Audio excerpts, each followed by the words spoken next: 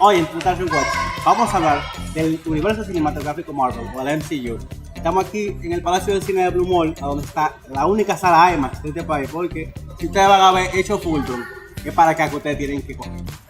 Aquí está conmigo Orlando Santos de cinedominicano.net. Por aquí Y andamos. vamos a armar una pequeña tertulia con el ranking. ¿Se acuerdan lo que hicimos con Fast and Furious? Eso mismo, pero con las 10 películas de Marvel. Tokyo Porque- Drift, lo máximo. Sí. Ok, whatever, lo que él diga. Vamos a comenzar del día tal uno, por supuesto. Esto es un consenso.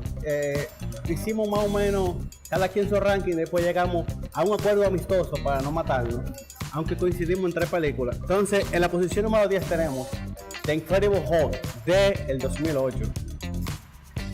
Bueno, antes de iniciar con el universo cinematográfico de Marvel, yo le destaqué a Isaac que mis películas favoritas de Marvel están fuera hasta el momento del universo y son esas que hizo Sam Raimi, esa primera y segunda Spider-Man, que son magníficas.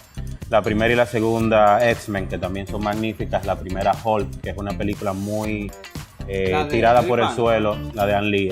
Lo único malo de esa película fue Eric Bana, realmente. Y no estuvo tan malo. Entonces, fuera de eso, no es diciendo que las películas del universo cinematográfico de Marvel sean malas, sino que Marvel, ingenuosamente, ha creado un universo bastante safe, bastante seguro. Un universo que le agrada a los críticos, le atrae muchísimas personas que se van... Dando el menú. Exacto, que son crowd pleaser. Entonces tú sabes que tú, si compras una boleta para ver una película del universo cinematográfico de Marvel, vas a ver algo muy safe, vas a disfrutar de una película que está hecho para todo, está entretenido. Pero creo que la única película que tal vez no entra dentro de este contexto es precisamente The Incredible Hulk. Para mí The Incredible Hulk, nosotros creo que es una de las que tenemos en conjunto en la lista, en el puesto número 10, y es porque cuando tú piensas en el universo cinematográfico Todo lo de que ha Marvel, pasado. ¿Cómo se esa conecta es una una cosa con otra? exacto, esa es una película primero que tú tienes que buscar para recordarte que existía. Esa es una. Y segundo, es una película que para mí ninguno de los personajes hacen clic conmigo. Entonces cuando tú no te identificas con ninguno de los personajes, cuando no te importa lo que le suceda a ninguno de los personajes en la historia, entonces tú simplemente estás viendo una Comenzaron a serie de cambiar imágenes. personajes, Liv Tyler por Jennifer Connelly. Jennifer Connelly, sí, que creo que es una gran actriz, una muy buena actriz dentro de ese contexto, y ese cambio por Liv Tyler no fue muy bueno. Edward Norton, aunque tiene películas superiores a las que ha hecho Eric Bana, no conectó como un Hulk, como que la gente no se lo creía. Yo tampoco conecté con él. Y en fin, la dirección en la que fue tomada esa historia para nada fue nada entretenido. Y de hecho, es una Que película... sangra un refresco en Brasil, y que de repente a Stan Lee abrió el refresco y le dio un yello en Estados Unidos, y conectaron con que sí, él está en ese barrio de Brasil, como que está un poco forzado. No, sí, y de hecho es también la escena post crédito también más que uno no se acuerda de ella tampoco. Es floja. Ese breve encuentro entre Bruce Banner y Tony Stark. Y ahora uno la ve. No, en el postcrédito fue el general con Tony Stark, en el bar, ¿de acuerdo? No, pero eso es. The Incredible Hulk. Ah, bueno. Ver, ni tú te acuerdas de O sea, ni yo me acuerdo de la escena post crédito de Incredible Hulk. Pero sí es una película que fue la única que yo me atreví cuando Isaac me hizo el llamado. Fue la única que yo me atreví a decir, esta es la película que yo necesito ver de nuevo. Y lamenté de verdad hacerlo. O sea, no es que es una película muy mala, pero es muy no blanda. Es como para verla muchas veces. Es insulsa, no te ofrece absolutamente nada. No es como cualquiera de la Como película no te ofrece absolutamente nada, y al universo Marvel lamentablemente no le ofreció nada. No fue como aislado. También imagino que fue el problema con Edward Norton, que no terminaron de conectarlo y entrarlo de verdad al universo. Y tú sabes que entró Mark Ruffalo, pero Mark Ruffalo En lo poco que salió en The Avengers, y ya hablaremos un poco más adelante de eso, en lo poco que salió de Avengers para mí fue lo más encantador de la película. tiene la escena más fuerte de la película entera. Pero de eso vamos a hablar ahorita. La película de Incredible Hulk salió en el 2008, que fue el mismo año cuando salió Iron Man. Que por eso es que en la escena por crédito sale Iron Man, que fue realmente una sorpresa para mucha gente, porque para ese entonces no estaba tan formalizado que Marvel iba a ser un universo compartido cinematográfico con todos sus personajes. Sí, fueron las primeras y segundas películas que tenían esa escena post-crédito y que había una especie de unión entre un héroe y otro, pero ninguno nada más recuerda a Iron Man. Nick Fury al final, pero fue una cosa tan cortica. Y también entre la película que menos dinero ha recaudado de todo el universo Marvel, que 263.4 millones de dólares. Que yo creo que eso hizo nada más que Winter Soldier en Estados Unidos. En la posición número 9 tenemos Thor, The Dark World. Salió en noviembre del 2013 y nada más llegó a 644.8 millones. Bueno, no, nada más llegó, no, porque es un bojote de dinero. A mí la historia, como que yo me la encontré un poquito como que forzada. Yo no... La primera parte de Thor fue un poco como de flashback, porque primero el pana se cayó y después fueron a Asgard, como que aplicaron de dónde salía el tipo. En The Dark World yo encontré como que primero muy forzado en la interacción de Natalie Portman. Natalie Portman como que sobra, aparte de que ella... el Aether se le mete y que es lo que se supone que la va a matar hasta que llega el otro pan, y se lo saca. Sonó feo. Pero Natalie Portman yo creo que no la supieron aprovechar en la película. Mira, The Dark World es un ejemplo perfecto de lo que sucede ahora con Superman y DC Comics. Que DC Comics, en su afán de intentar hacer lo mismo, pero con mucha más rapidez, lo mismo que está haciendo Marvel, ellos quieren hacerlo mucho más rápido. En su afán de hacer eso, ellos se han dado cuenta que ellos no tienen confianza en Superman para hacer películas de cine, y por eso inmediatamente meten a Batman en lo que supuestamente iba a ser la secuela del Hombre de Acero. Entonces, la secuela es madre. Entonces, ¿qué sucede con The Dark World? Que Marvel se ha dado cuenta que Thor no es nada sin Loki. O sea, Loki fue el encanto de la primera parte. Y el encanto de Avengers. Y otro de los encantos de Avengers. Entonces, en esta segunda parte, en The Dark World, se depende mucho de lo que Loki puede ofrecer en pantalla. Tuvieron que darle una justificación a Thor para tener que buscar a Loki otra vez. Exacto, y de hecho hay una historia que va por todos los lados. Tenemos el problema de Natalie Portman, tenemos el conflicto de esa aventura de ambos hermanos en busca de... A sinceridad, Kat Dennings tiene mejores escenas que Natalie Portman. No, porque Kat Dennings le dan... es el comic relief de cada película. Tiene escenas más memorables que Natalie Portman. Pero sí, en comparación a la primera parte, que hablaremos más adelante de ella, The Dark World es básicamente... explotar la fórmula efectiva de Marvel en una película que... Y Thor es un caso interesante. Yo creo que el éxito de Thor proviene de que es una persona muy apuesta, la persona que hace el rol de Thor, y también del carisma de Loki, pero fuera de lo que logró Brene Brown en la primera, que repito, hablaremos un poquito más adelante de ella.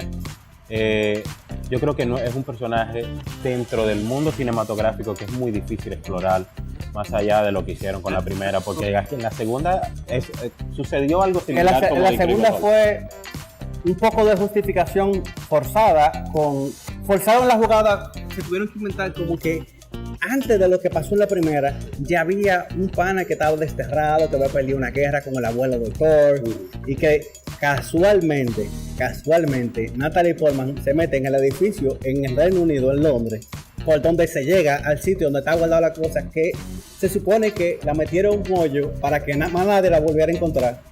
Natalie Portman a pie en Londres se teletransporta. Sí, no, es un hilo conductor que tú te rascas la cabeza y tú dices de dónde sacaron esto. Entonces, creo que esa combinación de historia a ellos no les funcionó. También es una película que se siente muy larga por la cantidad de cosas que te presenta en pantalla. Visualmente es impresionante, pero... No, ellos han tenido mucho cuidado en cómo se presentan sus películas, y sus películas son lindas. Como Thor, la serie de Thor dentro del MCU es la parte de la magia, porque son seres cósmicos que se supone que son dioses, pero que no son dioses nada, entonces es una mitología diferente a todo lo que pasa en la Tierra, porque recordemos que Thor es un extraterrestre, aunque el tipo es rubio, alto y con los ojos azules, no debe ser un alien. Pero vamos a pasar a la otra película. Entonces, en la posición número 8 tenemos Iron Man 2 del 2010 con $623 millones. Bueno, mi problema con Iron Man 2 es básicamente que no hay un villano tan sólido como para... Porque yo entiendo que en la primera parte era contando el origen de Tony Stark, entonces como que se dividió entre él metido en un hoyo y ya cuando se tuvo que fajar al final con The Ironmonger, pero vamos a hablar de eso ahora. Pero yo entiendo que lo primero es que tenemos por un lado que Tony Stark se está muriendo. Lo segundo es que el villano de la película, aparte de que se supone que vivió en una cárcel, que creció en una cárcel, el tipo es un genio de la computadora, el tipo pudo el mismo arquitecto en un cuartico en Rusia con nada, pero aunque Tony Stark lo pudo hacer, entonces este tipo tiene la misma capacidad técnica que Tony Stark y no se pudo inventar algo como que más fuerte para de verdad rajar en 8 a Tony Stark. Bueno, tú sabes que claro, una de las Iron cosas... Man, el héroe, tampoco lo podemos matar. Exacto, una de las cosas que no podemos dejar pasar es precisamente eso. No importa el arma grandiosa que crea un villano, esa arma va a fracasar. Dentro del contexto de cómics, esa arma va a fracasar. Pero a mí, sinceramente, la trilogía de Iron Man me ha gustado mucho. Iron Man 2 a mí me gustó mucho. Me gusta el rol. No me gusta, a mí me encanta la película. Antes de grabar esto, yo me senté y la vi, las piezas. Me gusta mucho el rol de Sam Rockwell. Sam Rockwell es genial en todo lo que hace. Y es uno de los problemas que es tal vez el único problema que yo tengo con Iron Man 3 es el hecho de que bueno, y seguro vamos a hablar de eso ya. Voy a tocar el tema de cuál es el problema. Pero sí, o sea, hay unos guiños interesantes cuando él adecua la búsqueda de ese nuevo elemento con el escudo de Capitán América. Hay unos guiños interesantes y yo creo que Robert Downey Jr. creció para hacer ese papel, no porque lo ha hecho muy bien, porque sí lo ha hecho muy bien, pero porque son los dos, son igualitos. O sea, tú buscas una imagen de Tony Stark en los cómics y es un cast perfecto. Entonces a él... Que, bueno, en los cómics lo queda un poquito más alto, pero es la misma gente. No, y esa actitud Y la misma actitud, la personalidad, la misma...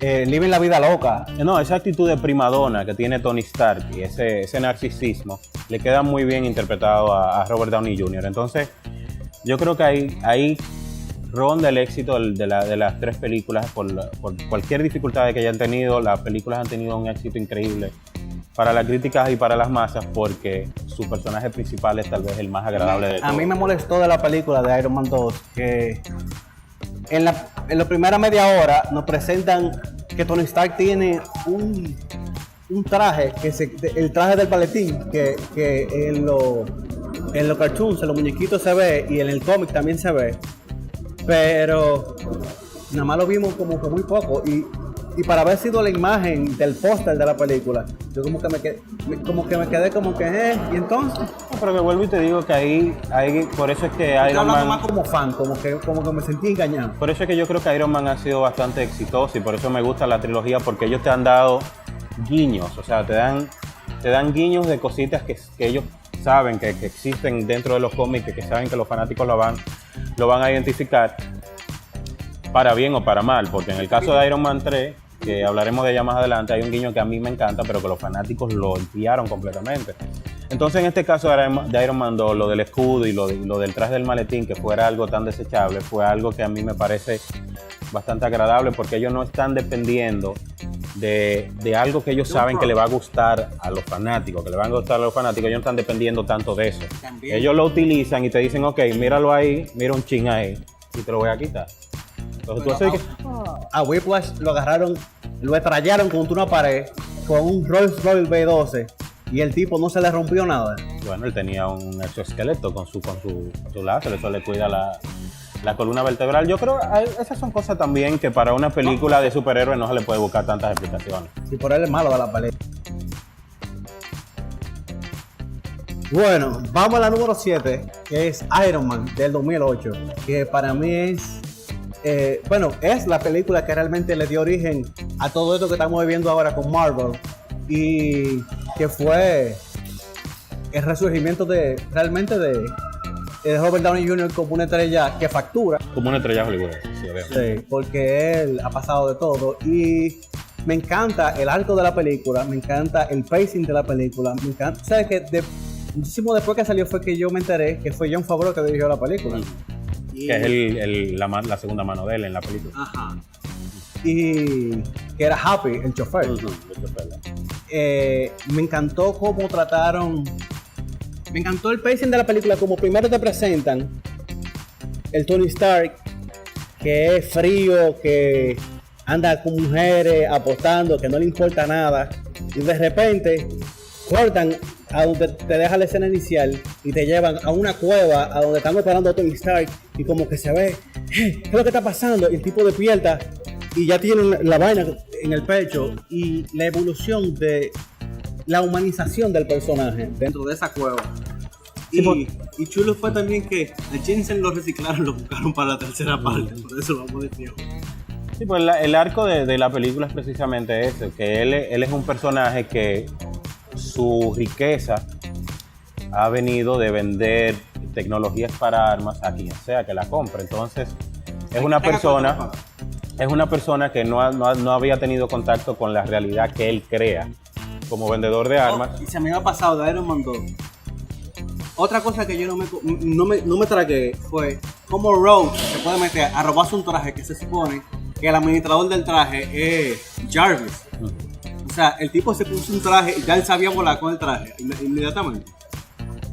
Pero vuelvo y te digo, o sea, son situaciones que yo creo que es la famosa frase de buscarle la quinta pata al gato. O sea, estamos hablando de que en esa película es el villano que está a la altura del héroe, debe tener las mismas o mayores capacidades que el héroe, y esas son cosas que suceden. Entonces en Iron Man, la primera, tú ves que el arco se concentra precisamente en eso, en cambiar la conciencia de un Tony Stark que se convierte en héroe, para combatir tal vez lo que él ha creado.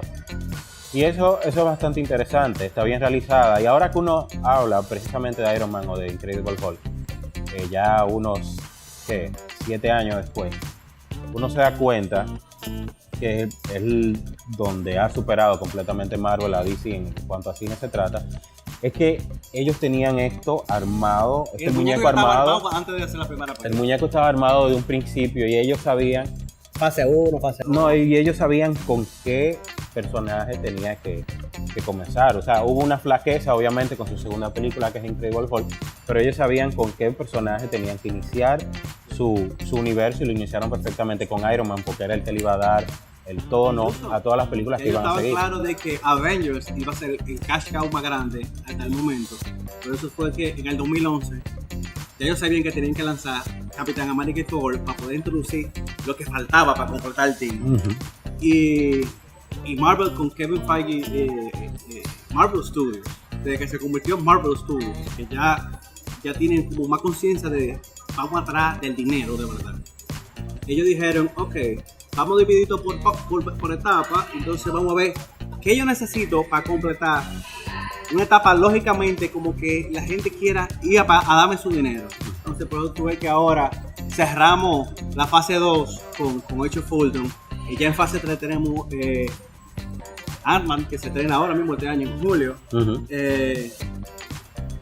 Que hasta el último tráiler yo no estaba nada emocionado, yo pensaba que iba a ser un flop, pero se ve medianamente interesante. Pero con Iron Man 1, incluso desde Iron Man 1 tú te das cuenta que Marvel tampoco se toma su película muy en serio.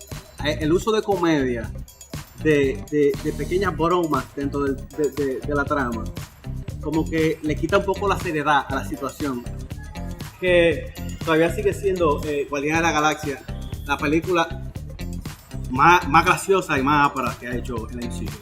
Sí, bueno, tú mencionas a Ant-Man, o sea, de hecho, tú le preguntarías a cualquier fanático hace 7 años, precisamente en el año en donde sale Iron Man y The Incredible Hulk, que si ellos creen que un contexto como Guardians of the Galaxy o Ant-Man sería llevado al cine, y todo el mundo te hubiera dicho claro que no.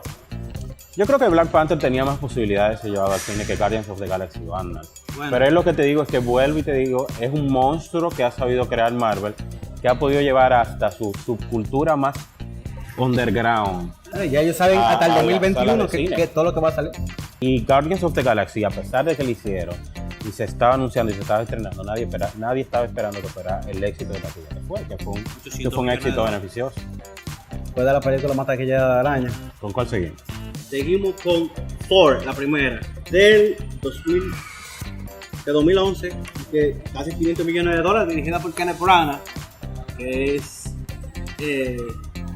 yo creo que fue un golpe de suerte. Yo realmente no pensaba que Kenneth Branagh dirigiendo películas de superhéroes. Pero visualmente yo entiendo que logra su cometido porque muestra el origen del personaje y lo traslada a la actualidad sin marear. Porque también no está como que al pasito, como chinga, cuenta cosa. Simplemente te dice más o menos qué pasó, quién es quién, y pum, ya Thor no tiene nada de poderes y lo mandaron para acá desterrado. Mira, cuando tú hablas de que tú no esperarías a Kenneth Branagh dirigir una película de superhéroes, para mí era la única persona capaz de dirigir Thor, porque Kenneth Branagh es un estudioso y un no sé si tendrá algún doctorado en literatura inglesa, pero es un estudioso de Shakespeare. Y este es, como quien dice, la inspiración necesaria para hacer una película de Thor. O sea, Thor es básicamente Hamlet. La historia de Hamlet de Shakespeare es básicamente la inspiración principal de Thor, en donde el hermano o el tío, en el caso de Hamlet, asesina de manera oculta al padre, y es una imagen del padre que le ayuda al otro hijo a encontrar el camino a la verdad, que es también lo que sucede en El Rey León, que es Thor para niños, Lion King. Perdón, Hamlet para niños, en The Lion King.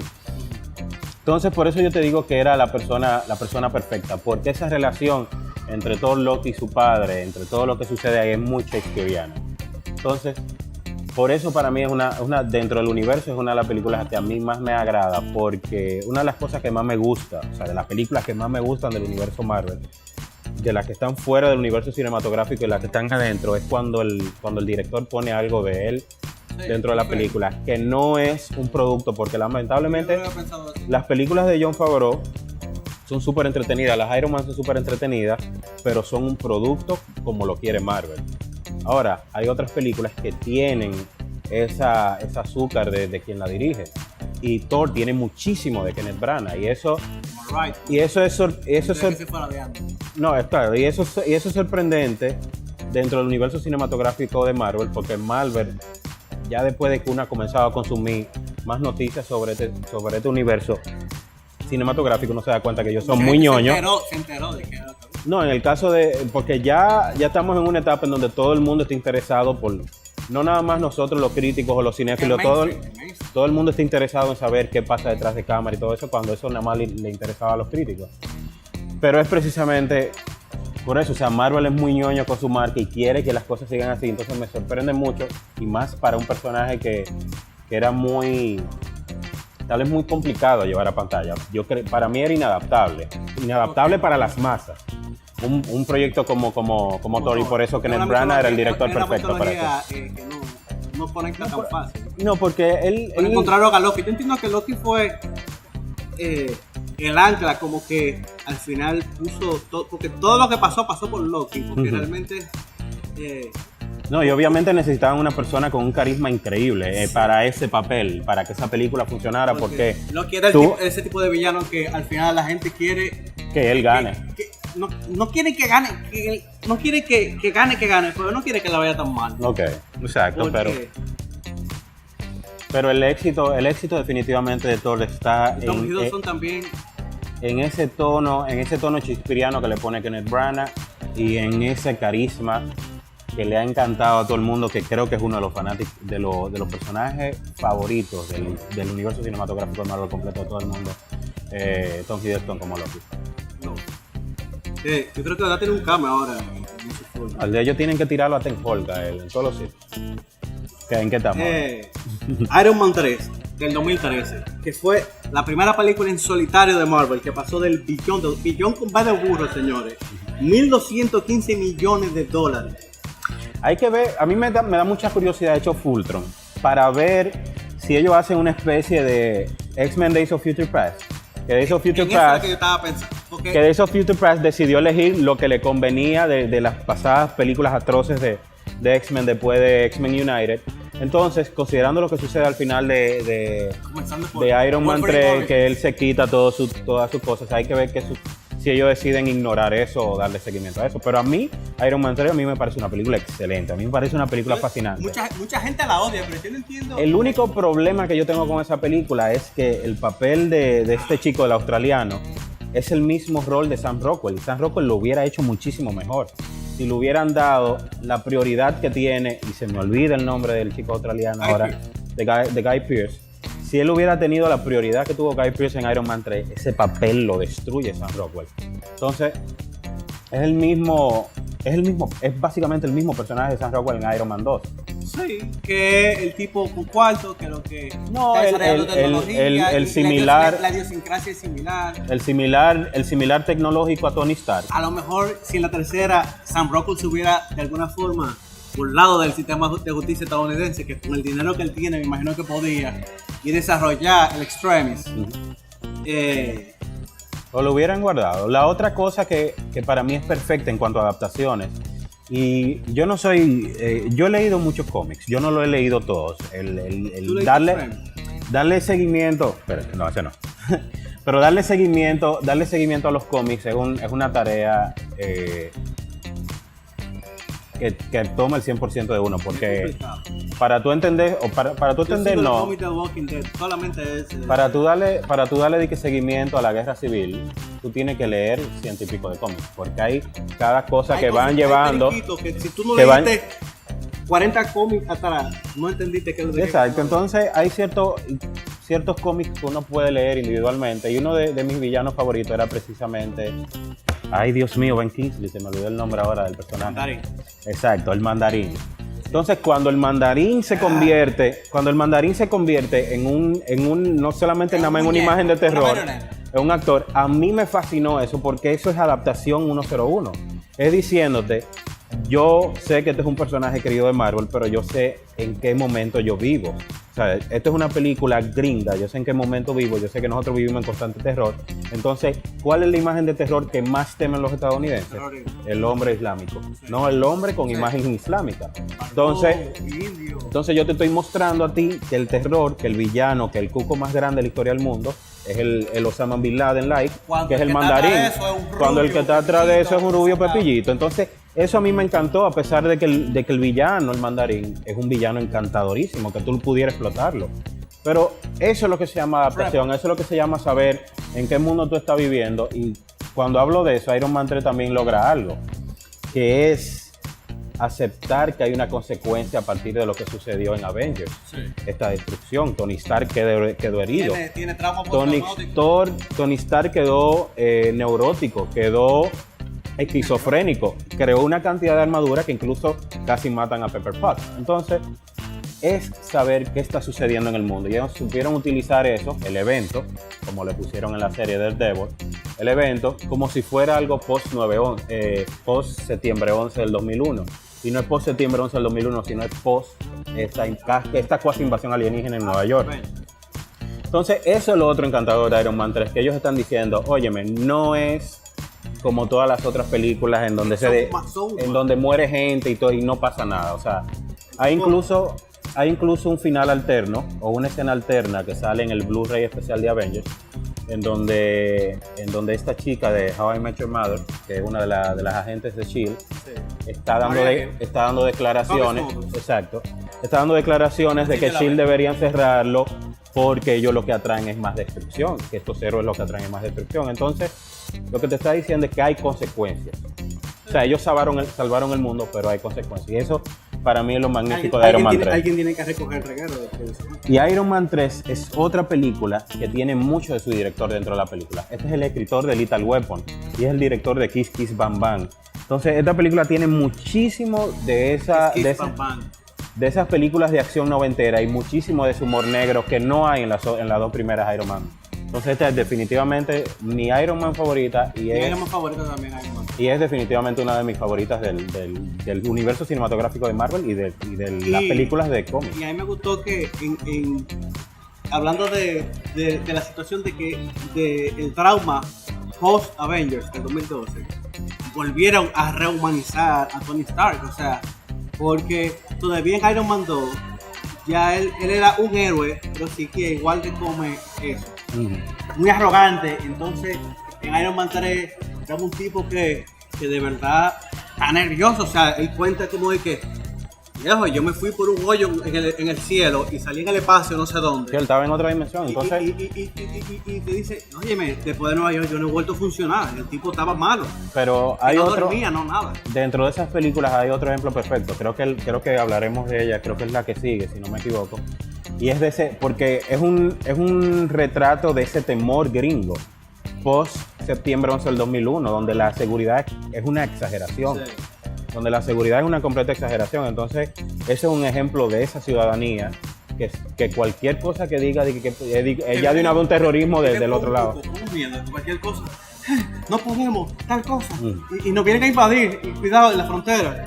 Ok, entonces ahora vamos por la posición número 4, que es Capitán América de Winter Soldier, que es del año pasado, con 700 y pico de millones de dólares. Ese era el otro ejemplo que yo te decía, eso mismo, o sea, el cuco que se está armando es una gran cantidad de naves que vigila a todo el mundo y que decida si tú eres una amenaza. Y eso es parte de un sistema aprovechándose de un miedo irracional de todo el mundo. Tú me estás poniendo un arma contra mi cabeza y tú me estás diciendo que es seguro porque tú no me vas a tirar. Exacto. Entonces, me contó también como la trama de destapar que Hydra estaba metido en S.H.I.E.L.D. desde que Sola se metió ahí.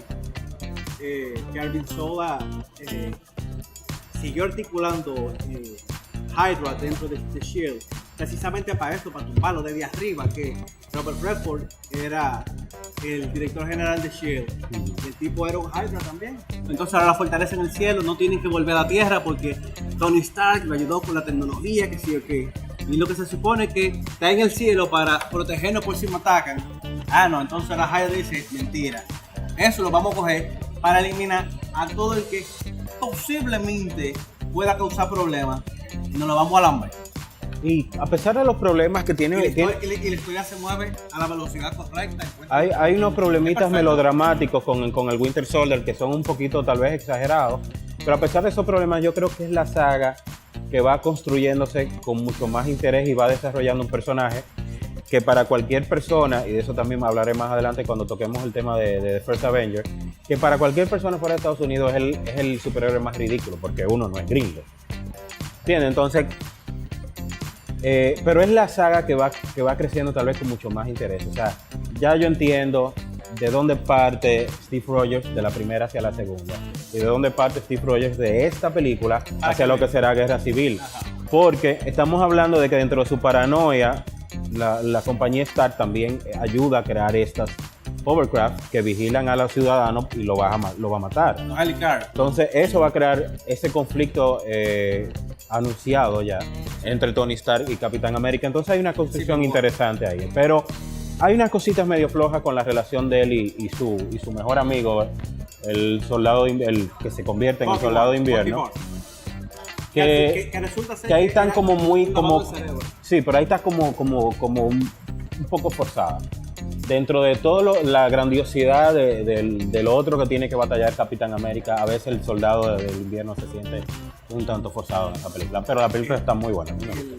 No, la película yo la vi 2 veces, pero el reuso del gastado tema de que vamos a matar al jefe, pero que el jefe no está muerto. Yo me hice el muerto para que no me mataran. Sí, esas son otras cositas. Yo no creo que nadie que sigue este tipo de películas pensó que de verdad Fury se lo había lambido. Ahí es que te digo que Marvel ha creado una cúpula segura para no retirar audiencia, porque lamentablemente la audiencia masiva, esos choques de realidades la aleja. Por eso... Mataron a Coulson en Avengers. Ah, no, lo revivieron en el Jump Shield. Pero eso es algo muy interesante, porque para que tú veas cómo cambian las cosas. En el caso de Avengers, fue algo que necesario para unirlos a todos ellos.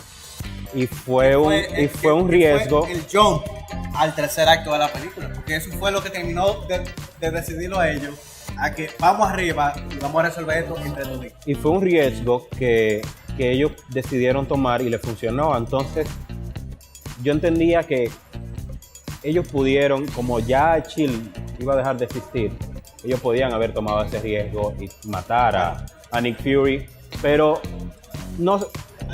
Al final de Winter Soldier está Maria Hill entrevistándose con Pepper Potts. Es que ellos tienen que agradar a todo el mundo, y esas cosas no le gustan a todo el mundo. Por eso esos riesgos, hay un patrón. por eso esos riesgos se toman en plataformas como Netflix. Por eso Daredevil es lo mejor del mundo ahora actualmente, porque los riesgos que se tomaron ahí en esa serie, vayan a verla, los riesgos que se tomaron ahí en esa serie, ¿Qué es lo que ustedes están esperando? pero los riesgos que se tomaron ahí en esa serie, no nada más la muerte y la violencia extrema, sino también detenerse y desarrollar los personajes, desarrollar conversaciones, desarrollar su vida. Ese lujo no se lo pueden dar en el Primetime Flash y Arrow. Ese lujo no se lo pueden dar ninguna de las películas del universo cinematográfico de Marvel. ¿Por qué? Porque le va a pasar lo de Hulk, de Ann Lee, que todo el mundo dice que es mala y no lo es. Los efectos visuales te sacan un poquito, pero la trama de la película no más. Entonces, ese es un riesgo que cuando sucedió yo digo, ay, que no te vivo, y me pasé. Mi primera impresión de la película, la primera vez que la vi, no la pude disfrutar tanto por eso. Porque yo estaba diciendo que no lo hagan, que no hagan el cosa de que él está vivo. Entonces, Bucky Barnes estaba muerto, pero no estaba muerto. Coulson lo mataron en pantalla, pero no estaba muerto. Sí, pero Bucky Barnes, tú me vas a hacer el meme de Spider-Man. Tío Ben está muerto, pero... No. Tío Ben. Entonces el tío No, Ben... pero lo de Bucky Barnes no hay problema porque el personaje no te lo tiraron tan a la clara en la primera. O sea, está ahí, existe. Sucedió... Se supone... bueno, tú puedes hacer un spoiler para el que no conozcan los cómics, pero en Civil War al Capitán América se lo lamben. Eso no va a pasar. No, porque ya sabemos que este pana tiene un contrato para ser Capitán América por lo menos 3 películas más. O sea que él va a llegar por lo menos a Infinity Wars 1. No se sabe. Pero realmente, ¿cómo yo le voy a querer otra vez a Marvel cuando me maten un personaje de los fuertes? Se supone que es más o menos un mundo de fantasía, pero alguien se tiene que morir. Nadie se ha muerto, la gente se cae de edificios. Sí, esas son otras cosas que te alejan de una producción. A War Machine se lo pueden lamber ahora en Age of Ultron y no pasa. A Rose, sí, ¿cómo es que se llama el pana de la primera parte de Iron Man 1? Terrence Howard. Si Terrence Howard hubiese sido War Machine, yo creo que hubiese sido otro el cuento. Lo que pasa es que no querían darle el dinero que él se merecía y él se fue. Sí, es un actor nominado al Oscar. Es un actor nominado al Oscar y es un actor que podía haberle quitado brillo a Robert Downey Jr. Entonces también yo creo que hay cositas. No había pensado así, pero es verdad. También hay cositas, pero él al ver el éxito de Iron Man, y esto es especulando por cosas que he leído, él pidió muchísimo más dinero. Él dijo, tú tienes que pagarme dinero porque yo soy un actor nominado al Oscar y yo soy un maldito actor porque él es muy bueno. Y ahí hay un downgrade, o sea, de Terrence Howard a Don Cheadle hay un downgrade. Pero le beneficia. Se lo pueden lamber ahora en Age of Ultron y no va a pasar absolutamente nada. Pero le beneficia al Tony Stark de Robert Downey Jr. porque la palestra sigue quedando para él y es lo que le conviene a la no es que es malo, pero Terrence Howard es superior. ¿En cuál seguimos? The First Avenger. Capitán América The First Avenger. Capitán América The First Avenger es mi película favorita del universo cinematográfico de Marvel. Del 2011 con 370 millones. ¿Por qué? Dos cosas. De mi infancia hay una película que a mí me encanta que se llama The Rocketeer. Y es del mismo. Sí. Y es del mismo director. Y si tú te fijas, sí, Jim Johnston. Es el mismo director. Y si tú te fijas, la película tiene la misma esencia que The Rocketeer. Esa es una. Segundo, yo te comentaba el hecho de que fuera de Estados Unidos, ¿quién va a ser fanático del Capitán América? Pues yo no soy gringo, a mí qué me importa el Capitán América. Entonces, esa película, con esa escena majestuosa en donde él está vendiendo bonos, esa escena de Star Spangled Man, te justifica la razón por la que existe el traje. Sí. O sea, te lo justifica en cine. Eso es mercadeo. Te lo justifica la razón por la que existe el placement de la bandera. Exacto. Entonces, él patriótico al fin, él ya la comienza a utilizar como símbolo de libertad y de justicia. Y por eso se queda con el traje de Capitán América. Entonces, que tú logres hacer eso con un héroe que a mí como dominicano no debe importarme porque es el capitán estadounidense, o capitán de Puerto Rico, como le dicen, porque nada más tiene una sola estrella. No de Puerto Rico, porque Capitán América es previo a que Puerto Rico se uniera a Estados Unidos. Claro. O sea, que cuando él volvió, él dijo... No hagan el chiste de Capitán de Puerto Rico, que no. No, bueno. Pero... Históricamente no es factible. Pero para mí es una... Para mí es una película grandiosa. Es una película donde todos los personajes tienen mucha química. A esta chica le hicieron un spin-off, otra serie también, que es Agent Carter. Kelly Atwood. Hay una química extraordinaria entre ellos. Steve Rogers, ¿cómo se llama el actor? Chris Evans.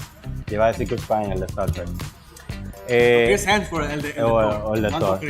Sí, hay muchos Christians.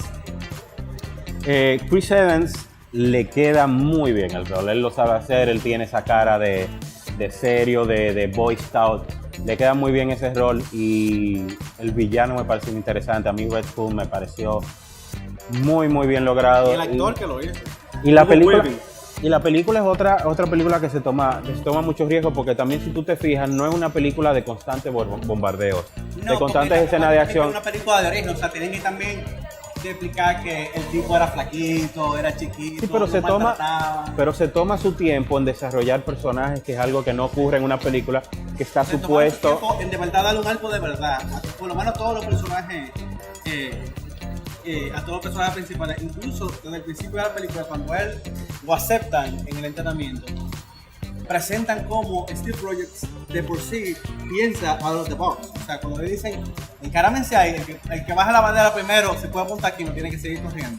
Mientras todo el tigre están tratando de subirse la bandera, él agarra, le saca un clavo y le quita la bandera. Entonces tú le dices, este tipo piensa diferente. Y la escena cuando tiraron la granada, mentira. Que no es un tonto. Que no es una...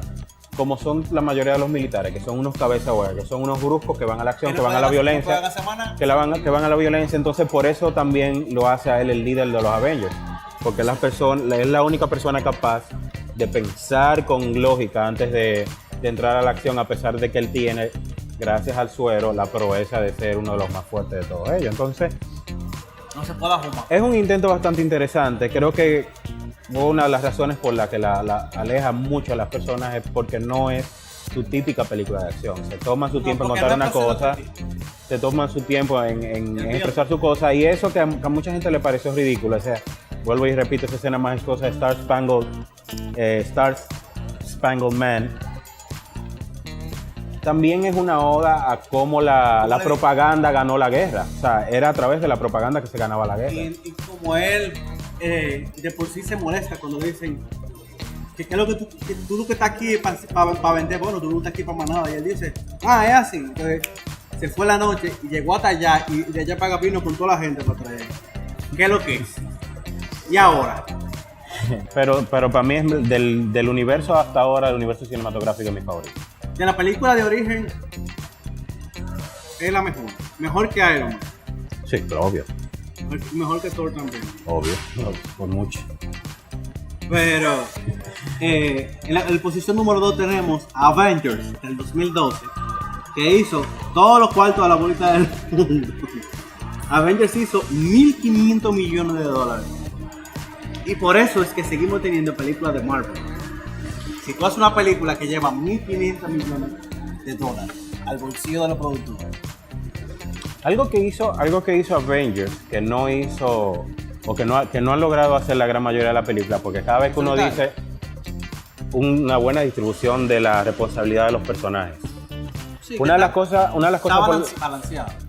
por las que más se ha criticado películas como Spider-Man 3 y películas también como The Dark Knight Rises es este boom de personajes que no tienen nada que hacer, como que están ahí para hacer una especie de checklist.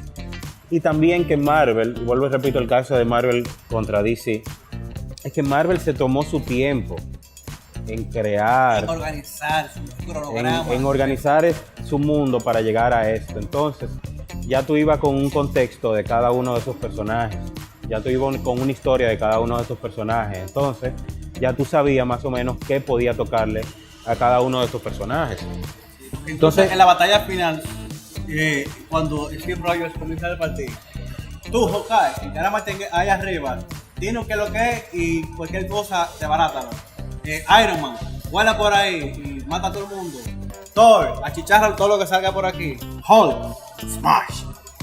No, exacto, fuera de eso, también hablábamos de la muerte del agente Coulson. O sea, fue un riesgo que a ellos les funcionó muy bien. O sea, matar a un personaje que... Se la pararon los ojos a mucha gente. Matar a un personaje que le creó mucha empatía dentro de los fanáticos de las películas. Entonces, eso le funcionó a ellos. Obviamente, quisieron traerlo a la vida de nuevo porque sabían que era un personaje encantador. Y entonces lo trajeron a... Por lo menos se inventaron un cuento más o menos creíble. Ahorita hacen una serie de Han de Fast and the Furious porque es el mejor personaje de la saga completa y lo mataron. Entonces, por eso lo usaron en 3 películas más post su muerte. Entonces, ahorita se inventan un espino. Se supone que se murió en la 3 y tú lo usan en la 4. No hablemos de eso, para no irnos en uno. Pero ahorita hacen un spin-off de Han por eso, porque fueron personajes encantadores. O sea, Coulson me pareció un riesgo. Han no habla mucho, me pareció un riesgo interesante y efectivo porque ellos necesitaban un núcleo que lo uniera. Y fue precisamente la muerte fue la muerte del personaje que fue a buscarlo uno por uno, que tenía la responsabilidad de buscarlo uno por uno. Y yo entiendo también que Josh Whedon en su papel de escritor y de director supo cohesionar bien, como tú dices, y balancear las responsabilidades de cada cosa, porque fíjate como desde un principio, cuando llega Loki que se roba el Tesseract, el cubo ese azul de la energía, de una vez se comienza a hablar los muñecos automáticamente. El Tesseract, en la primera escena te dicen que está emitiendo radiación gamma, de una vez tú dices gamma, Bruce Banner. Entonces, ¿a dónde mandan a Black Widow? A buscar a Bruce Banner. Entonces ya introducen a esos dos. Entonces Coulson tiene que buscar a Tony Stark. ¿Por qué? Porque es el genio de todo esto, aparte de que es el que tiene la tecnología de RPG. Entonces, ya después que agarran a Loki, ¡pum!, llega Thor, ya completan el muñeco completo. Y después de ahí, tú ves como todo compagina uno encima de otro. Y ya cuando llegamos al build-up del tercer acto, cuando entramos al tercer acto, es cuando ya ellos, bueno, el tercer acto realmente es cuando Bruce Banner se despierta en cuero en el edificio, que es donde comienza de verdad a armarse el equipo sin ellos darse cuenta. Josh Whedon, yo realmente no pensé que... No, hay una distribución magnífica ahí de personajes, cada cual tiene su responsabilidad. Cada quien tiene su asunto que hacer por su lado y lo hace bien. Cada cual tiene su responsabilidad y cada cual tiene un tiempo importante en pantalla. Y claro, lo más encantador de la película es obviamente la química entre Robert Downey Jr. y Mark Ruffalo. O sea, Mark Ruffalo agarró ese rol y hizo encantos con él en los pocos momentos que duró en Avengers. Yo estaba diciendo el otro día en Total Rewatch que Mark Ruffalo y Tony Stark son los dos científicos del grupo, hablan el mismo idioma. Y desde que se juntaron en el Harry Carrier, que comenzaron a hablar de lo que podían hacer, de cómo iban a abrir el portal y eso, los únicos dos que estaban hablando de qué era de verdad eran ellos dos. Entonces ellos supieron explotarlo, que incluso por eso es que Mark Ruffalo sale en Iron Man 3. No, esa es mi escena de post-crédito favorita también. Y que no, yo no soy ese tipo de doctor. Él me dice, ¿por qué no tienes tiempo? Y él dice, no, temperamento no tengo. Entonces eso es súper chulo. Me ha hecho desear, obviamente, una película en solitario de Mark Ruffalo como Hulk. Pero esos son obviamente otros temas. Hay que sentarse con Universal Pictures, con exacto. Esos son obviamente otros temas. Es una lástima que él no tenga una película él solo de Hulk, porque realmente él dio con el punto que no dieron ni Eric Bana ni Edward Norton con el personaje. Y la escena que se robó el show del 2012 completo, cuando Loki le dice, párate ahí, animal inmundo. Yo soy un dios que tocó los otro. Y me agarró. Unigod. Que yo vi esa película como 4 veces en el cine. Y el escándalo que se arma en el cine cuando pasó esa escena. Sí, esa es otra cosa. Hay un balance perfecto de picos y y bajos, picos y bajos que es muy interesante en una experiencia cinematográfica. O sea, tú necesitas tener esos aplausos y esas risas y eso es algo muy complicado, sobre todo. Muy bien que lo hace Avengers. Y es complicado de hacer, sobre todo en una película donde tenemos 8 personajes principales. No, y 8 personajes tan fuertes, relevantes, porque cada cual tiene su favorito. Cada cual vio las películas individuales y dijo, este es el que más me gusta, este es el que más me gusta, este es el que más me gusta. Entonces llegar a una película en donde hay este conflicto, que fue obvio, de egos. Pasó el año pasado con Days of Future Past, que fue una película que en papeles no iba a funcionar, porque tú decías... No, había, exacto, demasiada gente. Había demasiada gente, porque a veces tú ves películas y esa película fue con perfecta. 4 personajes principales que no funcionan. Tú dices, aquí tenemos 8. ¿Cómo ya? Y en Days of Future Past eran más todavía. Esa película fue genial. Pero supieron hacerlo. Y llegamos a la primera posición, que es la favorita de los dos, que es Guardianes de la Galaxia del año pasado. Para mi caso es la segunda favorita, pero dentro del consenso queda de primera.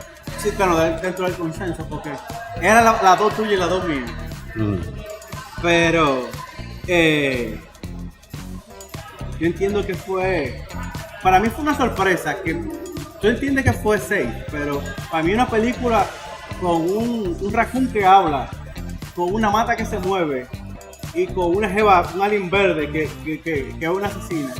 En el espacio exterior, con un cuento que no es mainstream, porque la gente no sabía. No, y de hecho un cómic que muy pocas personas han consumido, que es un cómic de nicho. O sea, yo no lo conocía, yo no lo he leído. Yo no lo he leído, pero es otra película en donde cada personaje tenía su rol. El hecho de que Dave Bautista fuera una persona que no entendiera el sarcasmo y que hablara de una manera tan correcta fue una cosa que a mí me fascinó. Para ser un personaje tan tosco. No, exacto, y fue una película tan encantadora y vuelvo y te repito, o sea, Marvel ha creado ya una burbuja tan safe y una burbuja tan segura, pero tan bien hecha, que ellos se han dado ya el lujo de fue la segunda película más taquillera. Su producto más, exacto, su 774 millones de dólares. Ellos se han dado o sea, se han dado el lujo de que sus productos más underground han visto sala de cine. Guardians of the Galaxy este año Ant-Man, o sea, ya ellos dicen, yo puedo tirar lo que sea ya con mi marca y la gente lo vaya a ver y se lo va a traer y yo lo puedo meter dentro del universo. Y lo encantador de la película es lo mismo también que sucede con Avengers. O sea, cada quien tiene su los tonos están perfectos para una experiencia exitosa en una sala de cine. Que tú entras para lo que tú entras a una sala de cine, para disfrutarlo todo. Nadie quiere pagar para nada. Y la música, el soundtrack de esa película es maravilloso. Sí, y le da un tono encantador a Star-Lord, que también el personaje, que es otro Chris. Sí. Se me olvida ahora el apellido, que viene de Parks and Recreation. Y la verdad es que es un personaje, creo que también puede terminar siendo uno de los personajes favoritos del universo cinematográfico de Marvel. Hay que esperar cómo viene la segunda parte, pero es un personaje, Chris Pratt, exacto. Es tal vez el personaje con más química que yo he visto de todos. Sí, porque recordemos que Star-Lord es un ladrón, pero un ladrón friendly, o sea, un bounty hunter.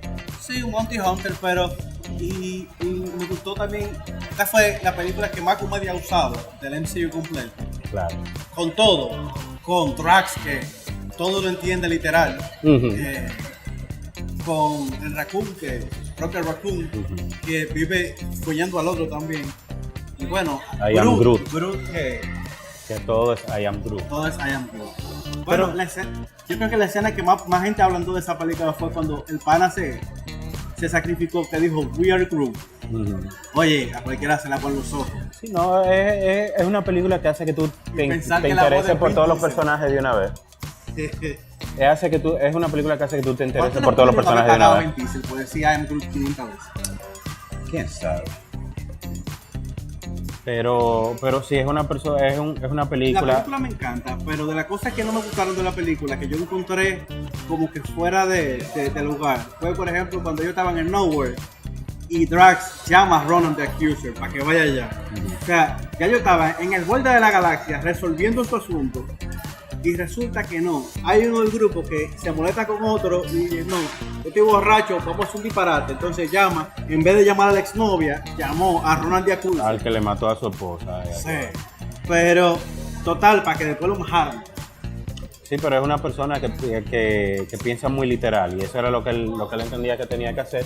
Pero vuelvo y te digo, es una película que logra los picos y de una manera extraordinaria, igual que Avengers. De todas las películas del MCU, es la única que yo he visto en mi casa 3 veces. Pero sí, es una película encantadora. Yo creo que es una película que tú puedes volver a ver varias veces y le vas a encontrar guiños interesantes, culturales, que es algo muy importante, no solo la música, sino y el tono de la película es más suave también.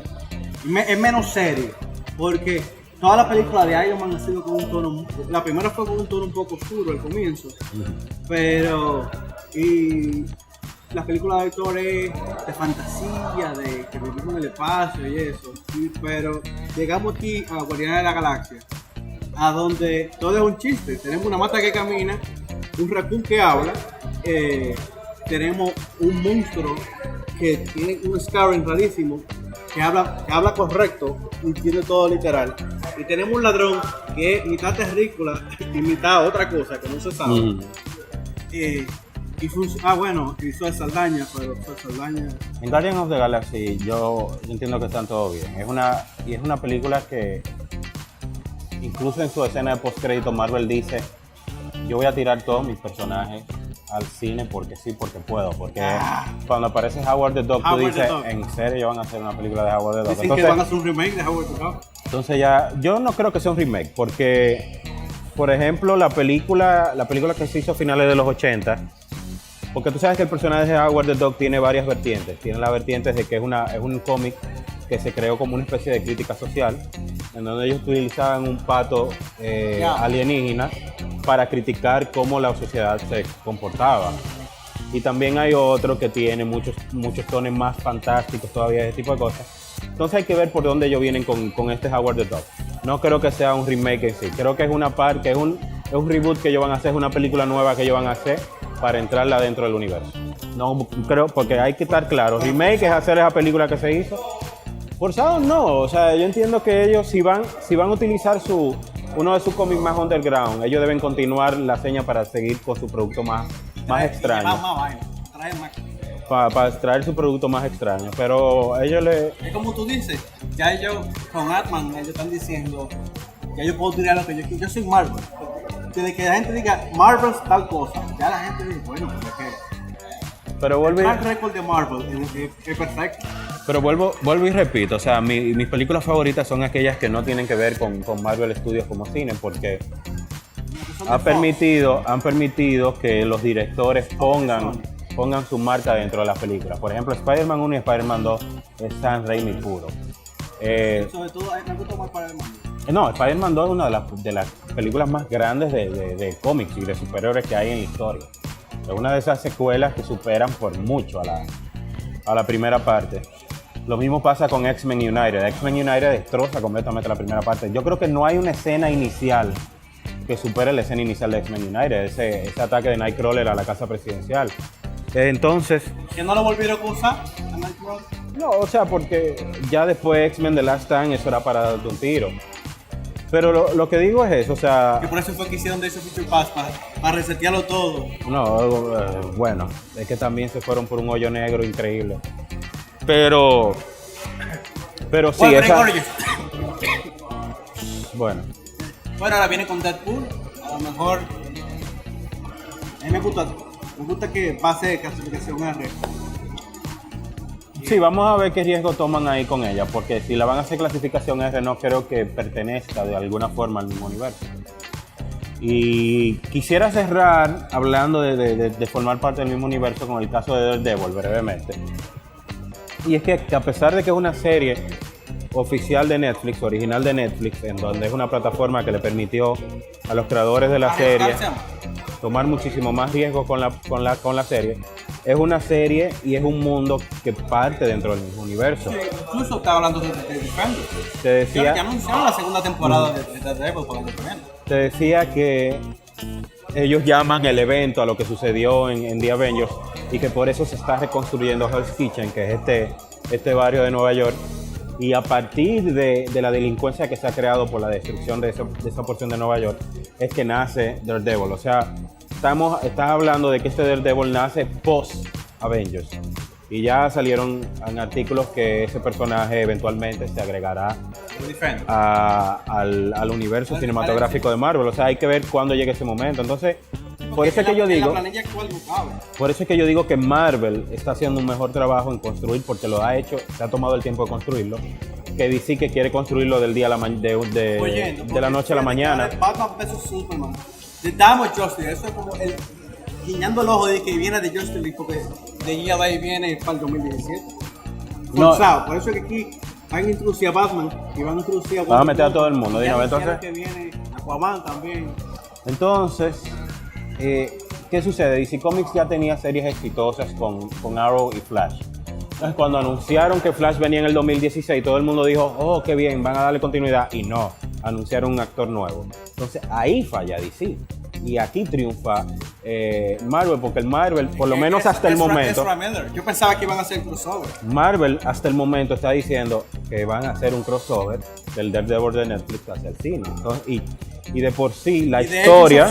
al MCU también. Exacto. Y de hecho la historia parte de un arco del universo cinematográfico de Marvel. De la serie de CW. Entonces, si ya tú tienes una serie exitosa, lo que tú tienes que hacer es esa transición. Que ya la gente tiene tiempo invertido, que ya la gente conoce el personaje, que la gente lo reconoce. Entonces, ya ahí tú te das cuenta que ellos no están manejando bien. Primero, mi primera crítica para DC Comics es que ellos, el director creativo que han elegido es un hack, es un director muy malo, que es Zack Snyder. Y se dice que las películas que él no va a dirigir... Porque se filtró. Pero se dice que las películas que él no va a dirigir del universo de DC Comics, él va a ser o el productor ejecutivo o va a ser una especie de director creativo. Como Michael Bay, que ya no va a ser el director de Transformers, pero que va a ser productor ejecutivo.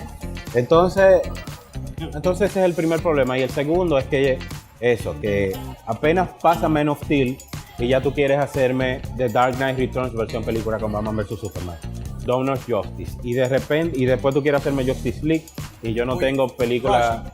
Porque si tú te fijas, ellos duraron 4 años, Marvel duró 4 años, 5 años haciendo películas. Obviamente le va a generar dinero, o sea, yo voy a ver la película, nadie va a dejar de ver, pero no creo que creen un producto tan interesante como el que ha creado Marvel. Como que lo forzaron un poquito. No, ellos están acelerados. Ojalá y no le pase nada malo, pero no creo que creen un producto tan interesante como el que ha creado Marvel. Bueno, señores, esto ha sido todo. Orlando Santos de cinedominicano.net. El link va a estar en la descripción por si acaso lo andan buscando. Por allá abajo. Yo soy Isaac Alonso de Total Rewatch y estamos aquí en el Palacio del Cine, otra vez de Blue Mall. Estamos aquí afuera en el lobby para ponerlo un poquito más relax. Señores, esta es la única sala IMAX de este país. Si viene una película fuerte, con muchos efectos especiales, cada uno es para acá que tiene que coger para la sala IMAX que está ahí atrás. Ustedes no vieron Interstellar aquí. No la vieron. ¿No la viste? No, si no vieron Interstellar aquí en IMAX, no la vieron. No la vieron. Botaron su dinero. No importa que le digan que esto suena más bueno. Vengan al IMAX. Olvídense. Después que ustedes entren ahí y vean una película en IMAX. Yo el año pasado vi Transformers, el día del estreno aquí en IMAX. Y al otro día me invitaron a una en 3D normal. La diferencia abismal. Así como de un día para otro. Sí, la diferencia es considerable. Así usted vive en Moca, en Dajabón, en Duvergé, en las matas de Farfán. Si usted quiere de verdad disfrutar una película, venga al IMAX. Gátese ese dinero. Vale todos los chelitos de la bolita del mundo. Recuerden que nos pueden encontrar en redes sociales, en Twitter, @TotalRewatch, y en Facebook Total Rewatch. Y no se olviden de suscribirse. Y si les gustó, denle like. Y vayan a la página de este muchachito. Él es rock izquierda como yo, pero ahora bien, eso sabe su asunto. Yo soy Isaac Alonso y esto fue Total Rewatch. Y ya, si no bebimos agua.